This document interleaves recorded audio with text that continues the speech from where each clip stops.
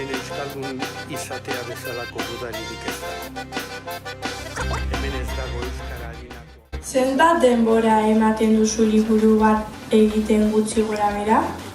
Ez da erresa hori erantzutea, zezu pentsatu askotan liburu bat idatzea aurretik, nik eukitzen detela buruan, ontsa adibidez, ez naiz liburu bat idazten ari naiz, ez dakizen maz irriborro ia batera, talako batean, hau kontatuko dut, eta gero bestea, eta igual, ideia batzuk eukitzen ditut buruan, hilabeteetan edo urteetan, talako batean, ja, biletzen naiz idazten.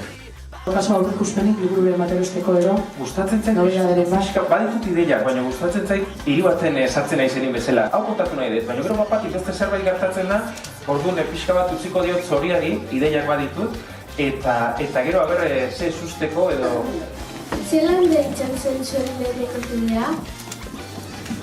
Gure lehenengo diskoak izena zen Madein Euskal Herria. Ze, grabazio gehienak zeuden Euskal Herritik kanpoa eginda. Baina, ideia eta dena taldea, euskara dena, Euskal Herrikoa zen.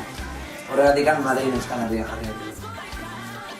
Ez niretzat da, askira jartzen nahi izan diferenteak, azkenean ideia iritzizitzen gure niretzat, eta gure jatorria edo erabiltzen dugu musika beltzari inguruan da, ez?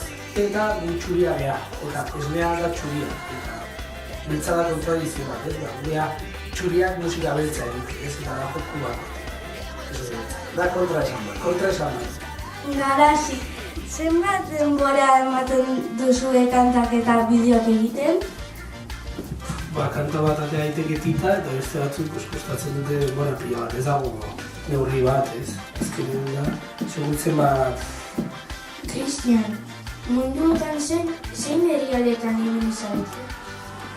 Herrialde ezberdin dira, adibidez, 2010an, 2009an egin Japonen jotzen, Japoniarrekin.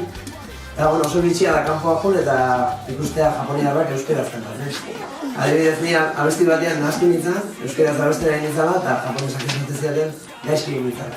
Eta berak abesti zituen euskeraz.